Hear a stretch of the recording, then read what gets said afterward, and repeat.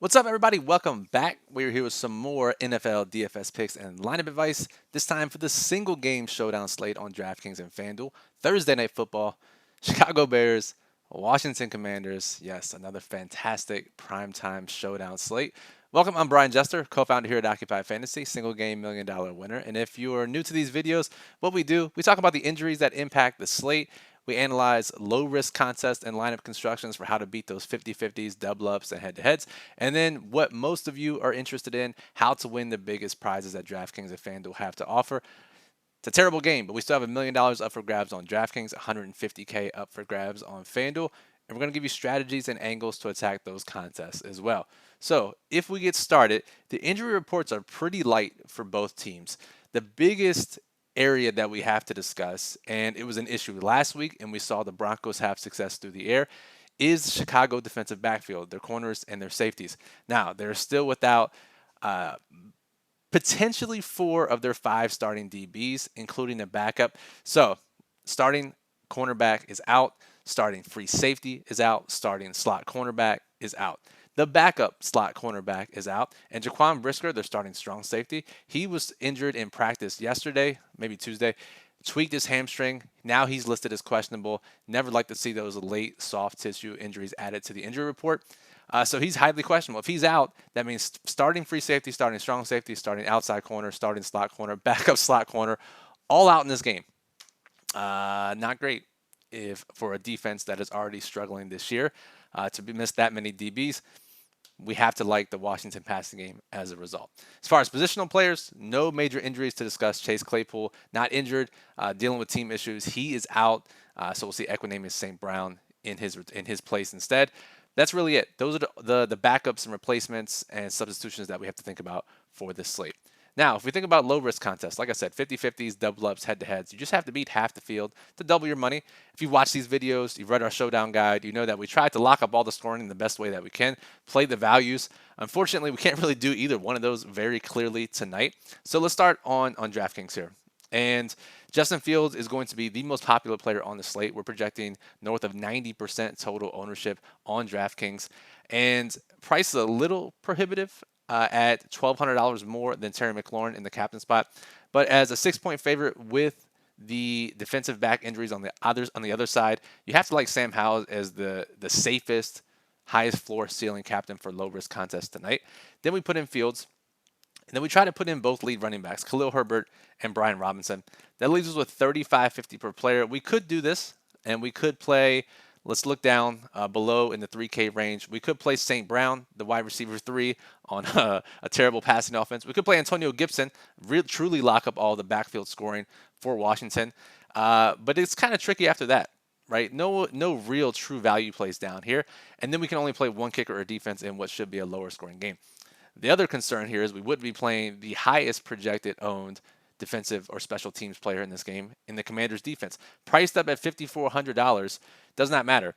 When defenses are higher priced, even though technically they should be lower owned because it's harder to get to them, they actually end up higher owned, and they project pretty well in this matchup, and we should see the Commanders defense pretty popular in all contest types.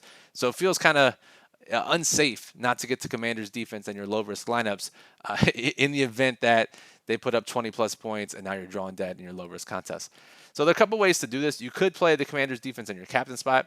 Not really something we like doing. You could play Joey Sly or one of the kickers. You could drop down and play Herbert Robinson. But it's not like these guys are safe either. Herbert saw a season high in snaps last week in a game that they controlled. I'm just pulling up the stats here. 78% of the snaps Khalil Herbert saw last week, much higher than weeks 1 through 3. Are they going to give him that again? Will the game script allow them to give him that kind of snaps again? As a 6-point underdog, we lean towards no. And then Brian Robinson, his highest snap share of the season is just 61%. So it's not like he's this bell cow running back that's getting all the work. Antonio Gibson is going to mix in. Now, granted, Robinson hasn't really had a game where the Washington Commanders have been in command for most of the game. He's the guy that, if they are leading, is going to get the ball heavy. This should be that game. So we feel safer about him than Khalil Herbert in low-risk contests. But again, all it takes is one score one way or the other, and either of these guys could be better plays than they initially project. So it's a tough low-risk slate, I would say. If we go over to FanDuel, similar issues. Fields, Howe, whichever way you put it, you want to play both quarterbacks in your low risk lineup. Robinson is the third highest priced player on FanDuel. That leaves you 67.50 per player. We can't do that in low risk contests. We know historically that is not the way to play low risk contests. Herbert is a little cheaper here at 11K. That leaves 82.50. And then you could play Gibson at 7,500. You could play Roshan at 7,500, the backup complimentary running back for Chicago. That leaves you with a kicker to play next. But if you play Herbert and Gibson in a low risk contest, you're basically saying this is the opposite of how I expect or how Vegas expects this game to go.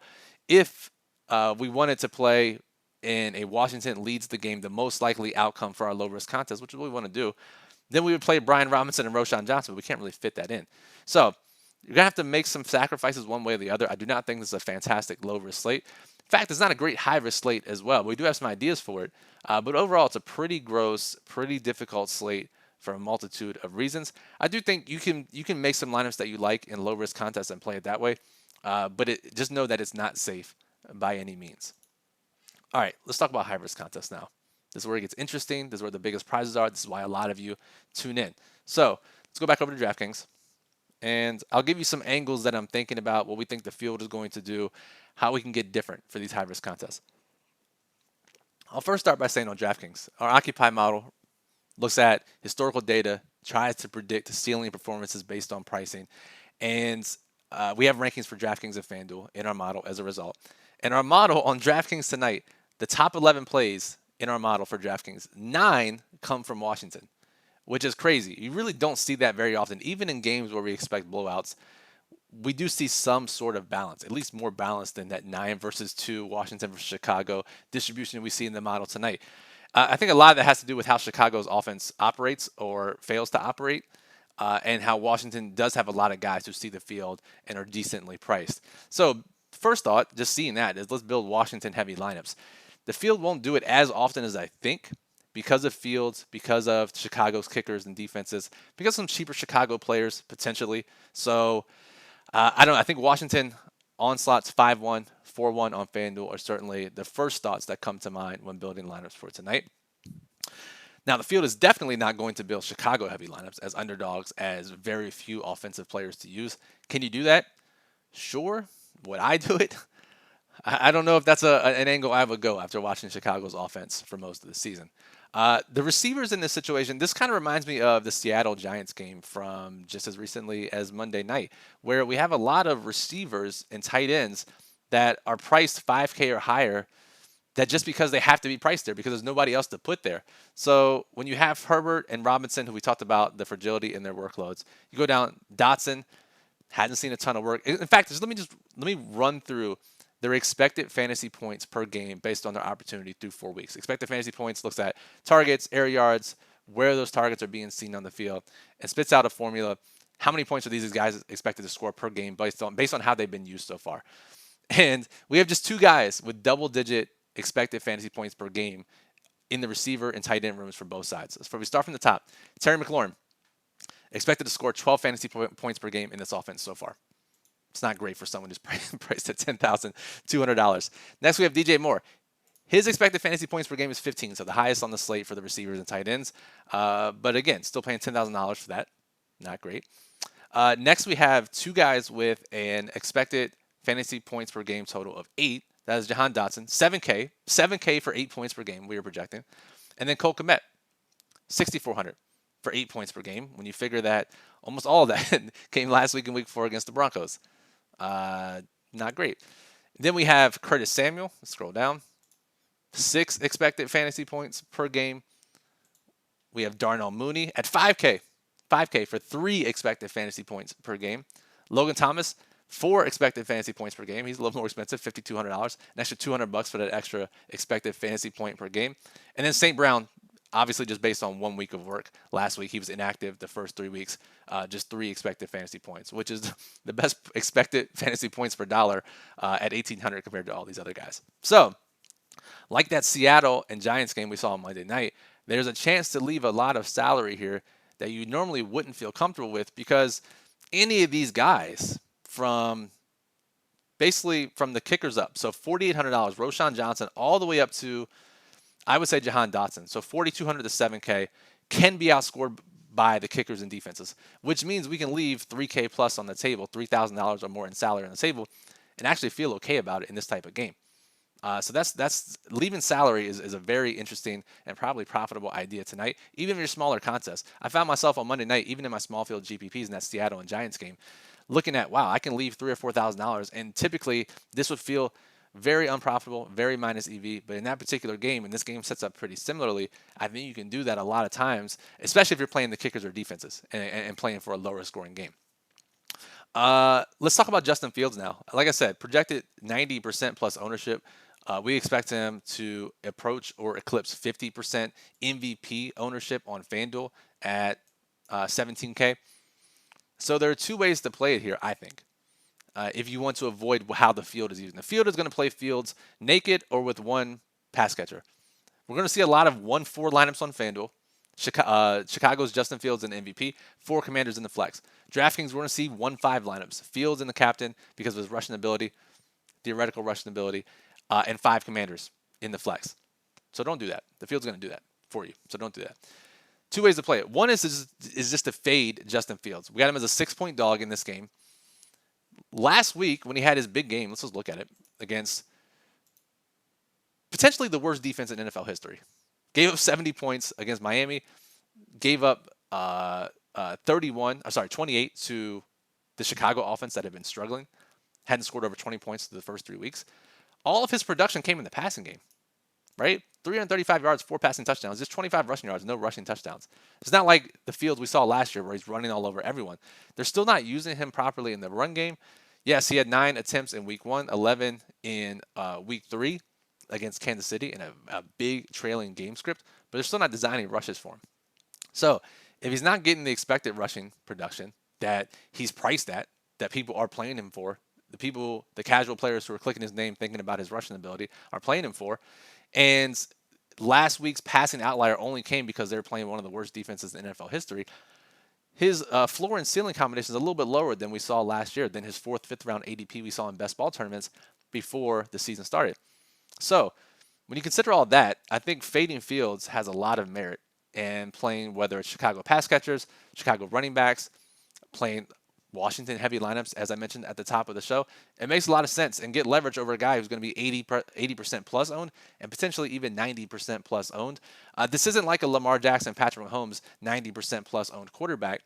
I mean, even when we saw the Jets and Chiefs game on Sunday night, Mahomes failed, still ended up in the optimal lineup, which could happen here with Fields. But we saw a pretty chaotic environment there, and all we needed was 1 or 2 more catches from any other guys to replace Mahomes in that optimal. That could happen with Fields, and Fields is not Mahomes. Fields is not Lamar Jackson. These guys that warrant this 90% plus ownership threshold. So fading Fields, number 1. Okay, let's say you don't want to play Fields. You don't want to fade Fields. Washington defense is not that great anyways, right? You want to get leverage over the people who play Commanders defense against Fields or without Fields. If you play Fields, again, the majority of the field is going to play him, if they play him at captain, with 0 or 1 pass catchers. So this is not the route I would go, because it has been physically draining to watch these terrible offenses and rooting for 1, fucking let alone 2 pass catchers get to the optimal lineup. I'm looking at the Giants, watching 3 of 4 Giants primetime games, and just rooting for just any other pass catchers to do a single thing. It's been mentally and physically draining. I'm sure many of you feel the same way if you're in that boat the past 4 weeks. Now, guess what? We could hop back on and do it right tonight and go with Fields and play DJ Moore and Darnell Mooney or Cole Kmet or Equanimous St. Brown or Robert Tonyan, backup tight end, who's getting some running some routes at $600. I don't know, man. I don't know if I can do it. I don't know physically if I can do it anymore. But just know the leverage is there. And if Fields is going to get there, it's likely because of his passing, based on how they've been using him in the run game. And if he gets there through the passing game, that means some of these guys have to play along with him. So I think if you're going to play Fields, that's the option. You have to do it. You can't just play him naked or with one guy, because that's what the field is going to do, and you're going to have a lot of competition against those lineups if you do decide to play Justin Fields. One final angle I'll give you, and it's Roshan Johnson. Let's take out Fields here. Let's put Roshan Johnson in. As I mentioned, Khalil Herbert, season high in snap share last week. A lot of that was game script driven. Now we're on a short week in a game they're expected to trail. Roshan still ran more routes than Herbert last week. Roshan is their pass protection back, is their pass catching back, and was mixing in more even on early downs to the first 3 weeks of the season. If we expect them not to give Herbert a big workload because of the short turnaround and or because of the game script, Roshan, despite technically being overpriced at $4,800 on DraftKings, now FanDuel, he's a little bit more affordable. In fact, he's a lot more affordable, as we said earlier, at 7,500. Yes, 7,500. He could flat out outscore Herbert. If we go back to DraftKings and we look at Roshan's game logs, just 2 points last week, but 6, 6, 17 first 3 weeks. And we go to Herbert. Let's scroll up.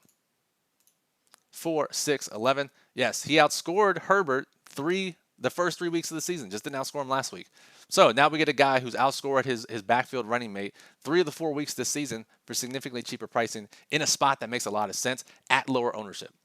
So to me, that's the biggest slam dunk pivot on the slate is Roshan over Herbert. Allows you to save salary, allows you to not only save salary to upgrade elsewhere, but also just to leave salary on the table, and just makes a lot of sense. In fact, in our model, we actually have Roshan ranked higher than Khalil Herbert on both sites. So that shows a lot about how our model and how the pricing and the ownership shakes out and reflects this backfield situation. So that'll do it for this video. Our daily plug is coming down the line later this afternoon. The link is in the description below. 2, 3, 4 p.m. Eastern, it'll be posted on the site with all the top plays rankings, lineup construction tips for different contests on FanDuel and DraftKings. 6, 7 different strategies for how to build contests, way more in-depth than I can go here, so make sure you go read that after this. We're slowly balancing out the ratio here on YouTube of people who watch these videos that are subscribed versus not subscribed. Obviously, it helps us out if you're subscribed. The more subscribers we get, the better it is for us. We understand that. Let's not beat around the bush here, right? But it also helps you as well. It's mutually beneficial. If you're subscribed, you get notified when we go live, upload these videos for NFL and other sports.